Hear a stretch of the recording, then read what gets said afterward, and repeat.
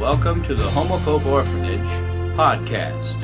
I'm Nathan Bell, founder and general director of Homophobe Orphanages, China. We do these podcasts to create awareness of the miracles that have taken place in the lives of many orphaned children in central China under the auspices of the Homophobe Orphanages. To also bring awareness of the continuing need to bring hope to children of central China and the necessary financial support to make all of this happen. One of the greatest scenes that I can picture in my mind of a movie was that young man running up the stairs, fighting the pressure and the accelerated heartbeat and the gasping for breath as he ran up the stairs faster and faster and harder. And finally he got to the top and raised his hands in victory, that being the movie Rocky. There's that music combined with the effort, combined with him reaching the top, and you just knew that this guy was going to overcome and persevere. Now, what does that have to do with the homophobe and the children? Well, if I remember right, this guy was a nothing, a nobody. He came from the down and out end of town and never accomplished anything. Nobody expected him to ever amount to anything.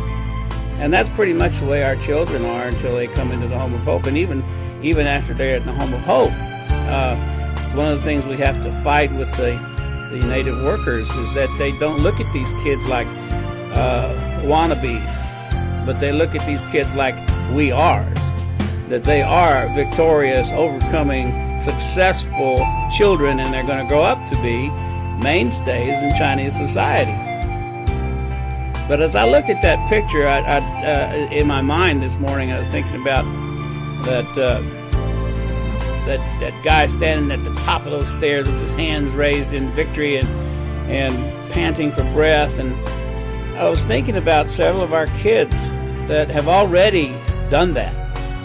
And so I thought I would just show you a few pictures. We're going to focus on Moses in this particular clip, but it's really amazing to watch these children come from. In Moses' case, when he first came to us, it was cold. It was a night in October. It was drizzly and rainy, and half the time, and the other time it was sleet and snow falling down. It was windy and blustery. The walkways were slippery, and all these policemen came and knocked on my door. And we were relatively new in China at the time, and I was a little surprised. Whoa, why are all these cops here at my house at 10:30 at night knocking on my door? What have I done?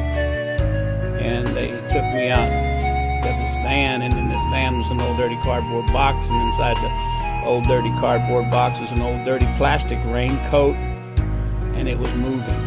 And then one of the policemen pulled out a flashlight, pulled the raincoat back and shone the light inside, and here's this gaping mouth. And when I looked in the mouth, I could see the sinuses up the top of his mouth. He had no palate on top, and his mouth was split all the way up into his nostril. And I was like, oh my, I was terrified. I had never seen anything like that in my life. And these policemen, of course, they wanted to get rid of this burden they had, that they had found this thing laying in the middle of the road. And they said, can you help him? And what could I say? We will try. Well, that was almost 14 years ago, 13 and a half years ago. And jumping ahead 11 years, a couple of years ago, I needed to get all of our children recorded as belonging to someone, because until that time, they didn't really belong to anybody. They can't belong to a foreigner unless I formally adopt them through the U.S. Embassy and the Chinese adoption agencies and that kind of thing, which we hadn't done, and we don't really feel we should. So they really didn't belong to anyone. But I kept pushing the issue. We have to give these children some kind of formal identification so that when they do grow up, when we do turn them out into Chinese society, they're not going to be what they call a black person here in China. And there's a lot of those here in China. Children that are born without documentation are black children. They can't get any kind of job. They have to sell stuff on the street or sweep the streets and get paid whatever they can, or be a a semi-slave or servant to someone. And we didn't want that for our children, so I kept pushing and pushing for ID papers for our kids. Well, they finally gave them to us. And guess who is the custodian of this? It's called a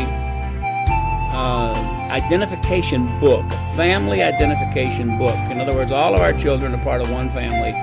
And then we have this ID book which identifies each child as part of this family, but there has to be a caretaker of that book, and once again, they cannot be a foreigner. So we didn't ask for it, we didn't plan for it, it just came out this way. That owner, caretaker, register of that book, that family book, the ID book of all the homophobic children, happens to be Moses Shong-un. And we just thought that was really kind of cool. So we're showing you a few pictures of him today, as we can. If you would like to, we would sure appreciate getting some feedback from you and some comments on what you think about the podcast. We're still trying to find different hosts to host our podcast.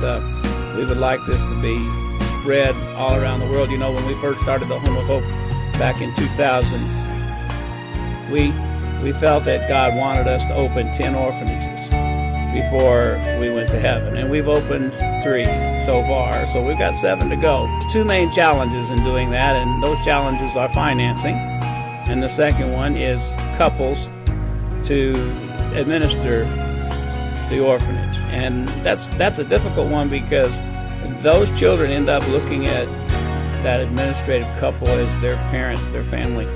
So you can't just change them out every year. It's just not good to do that. So that's what we're looking for, and don't know why I said that, but maybe God's laying it on someone's heart right now to come be part of that work here. Who knows? Anyway, till next time, it's good to talk to you again.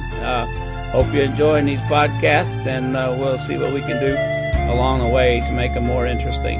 Bye-bye now. Meantime, we love you. Take care of yourself. Think of us when you can. Pray for us always. And we hope to see you again next week.